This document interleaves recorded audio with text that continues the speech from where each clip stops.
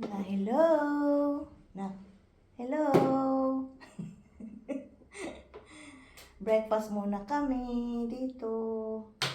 Bago aalis. Mamaya. Punta kami ng city. Mag-grocery.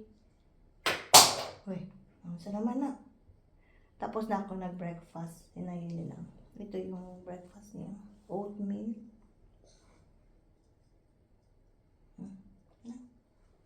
Sige na. Look! Wala pa galit ako kung ano. Very good.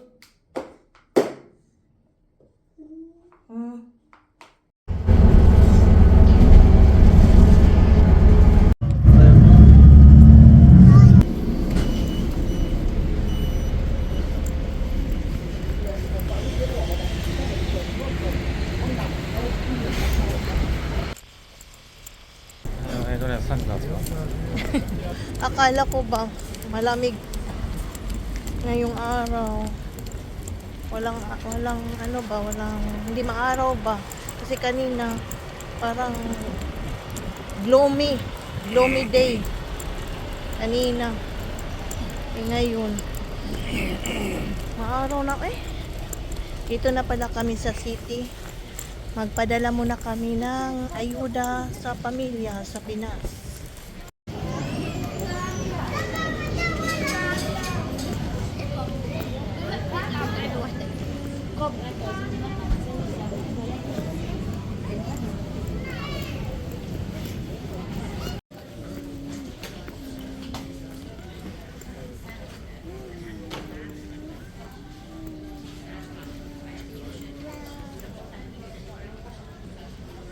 Dito kami sa Mula, guys. Bibili ng makakain para sa aming palangga.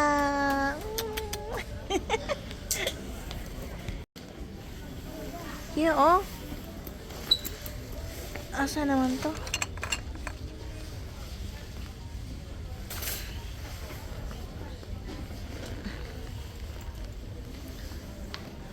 Saan yung paborito ni Naili na may mango?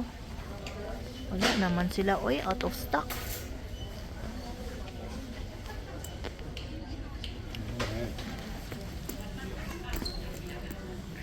Out of stock man sila, nak. Ay. Out of stock man sila, nak. Imong favorite nga. Nawala man.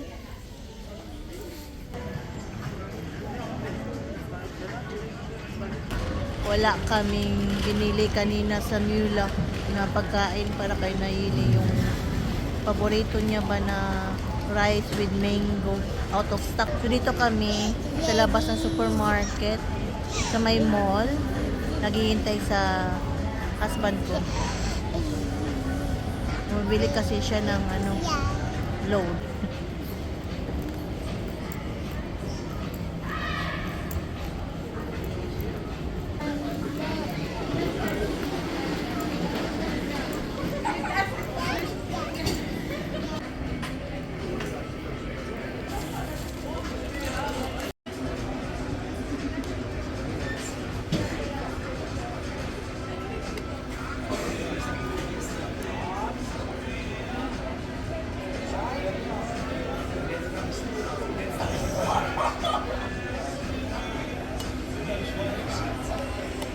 Yummy.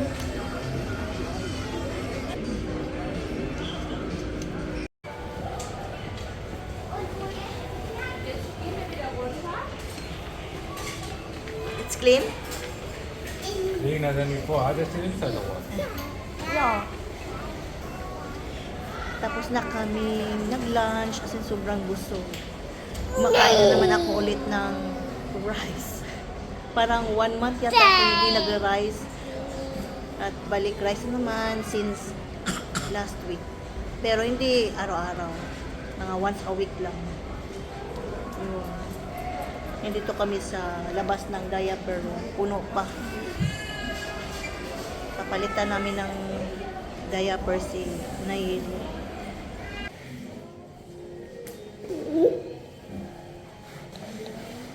Na, wala na. Wait, sana.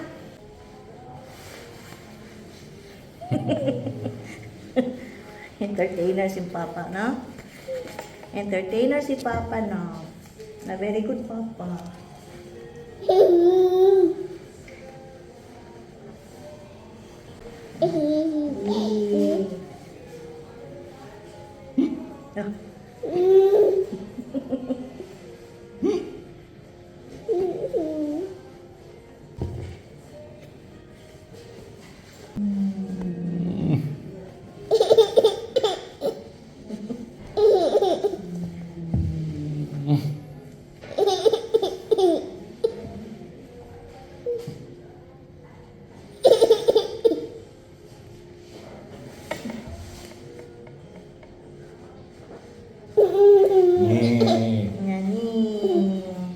Nani.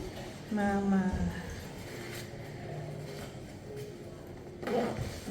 We're done na. Pizza. Ay, saan naman eh?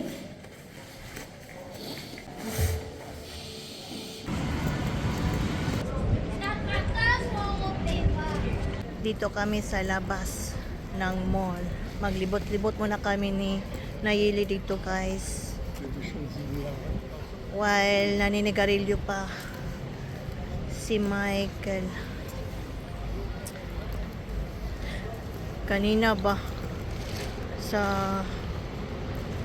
tindahan kung saan ako nagpadala ng kwarta para sa pamilya. Kita na naman kami sa kababayan ko ba na si Madam Tarsing. Shout out Madam Tarsing. Sinita kami. Sinita kami kanina kasi malakas yung chikahan namin. Basta mga Pinoy ba magchikahan As in, kuan talaga. Malakas. Malakas at may feelings. Buti na lang talaga, uy. Na nakita ko siya doon. Kasi may plano ako, guys, na magpadala ng balikbayan box para sa pamilya sa Pinas. Tinanong ko siya kanina about doon, kung may kakilala siya. At nagkataon na ahente pala siya sa balikbayan box. Kaya yun, sinabihan niya ako na sa kanya ako magpadala ng balikbayan box ba. Kasi ahente siya. Tapos bibigyan niya ako ng malaking box. Usually, magbabayad ako ng extra para dyan sa box. Mga 10 euro. Pero sabi niya kanina, bibigyan niya ako. Kukunin ko daw doon sa bahay niya. Yun ang sabi niya. Kaya, yun. Marami akong gustong ipadala. Uy.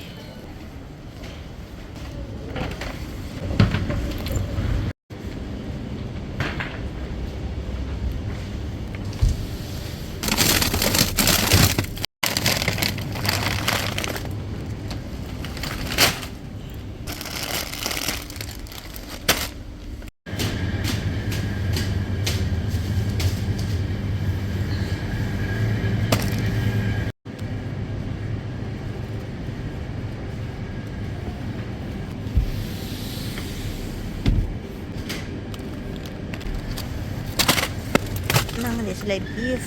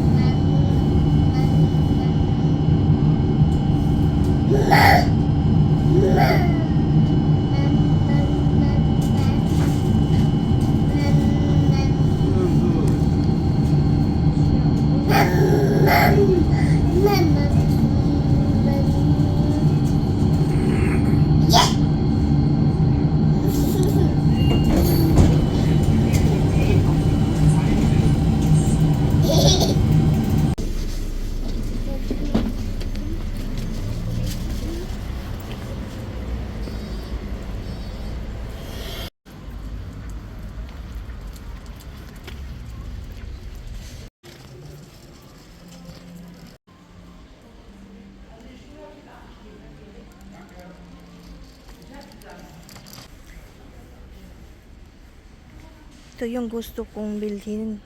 Snake plant. Aloe vera. Meron din silang aloe vera. Oh.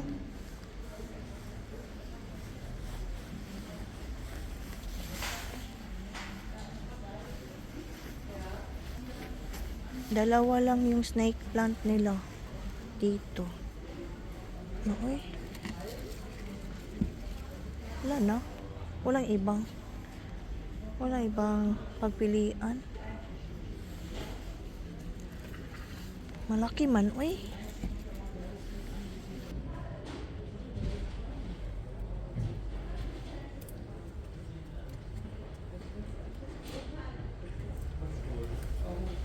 Ito na lang siguro yung kukunin ko. Dalawa lang yung snake plants nila dito. Yung isa, sobrang laki man, uy, at mabigat.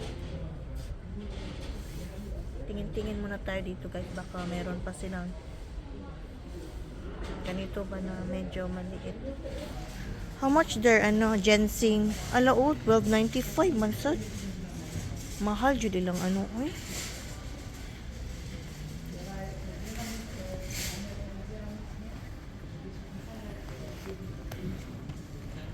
This one, oh, nice. How much?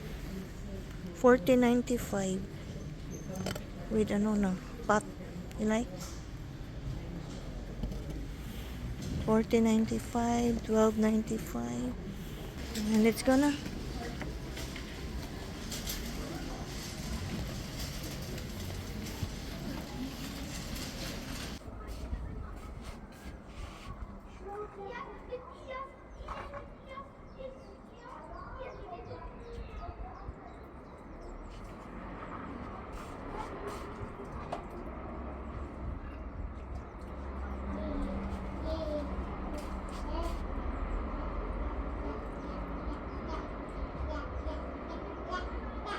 Ito pala yung tinanim ko na mga bulaklak nung nakarang araw. Ito, strawberry seeds na sana tumubo at maka-harvest tayo someday. At ito rin, yung flowers na tinanim ko. At ito yung mga pinamili ko kanina sa garden market. Tapos ito kanina sa grocery store, mince, tapos cocktail tomato.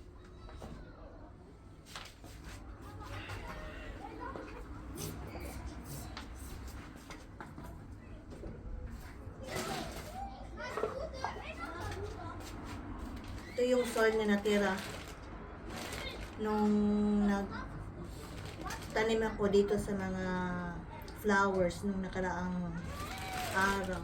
At sana makasya itong mga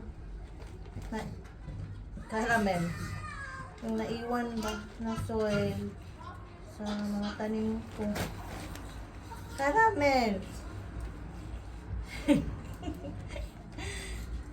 Caramel. Ililipat ko na itong mga plants na pinamili ko dito sa mga pots. So, kakamayin ko na lang guys. Wala akong gloves. Uunahin ko muna itong aloe vera. Hey, nawara.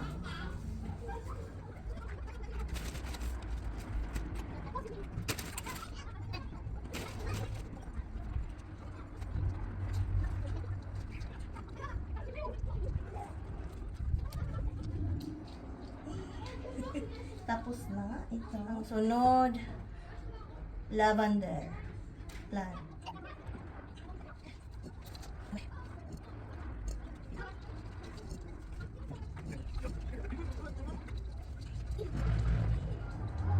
Tapos na, ang kasunod ay mince ang ililipat ko.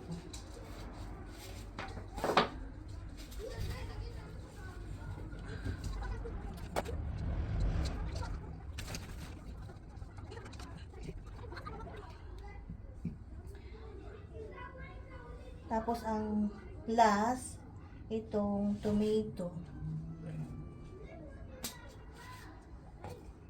Dito ko na lang itatanim ito.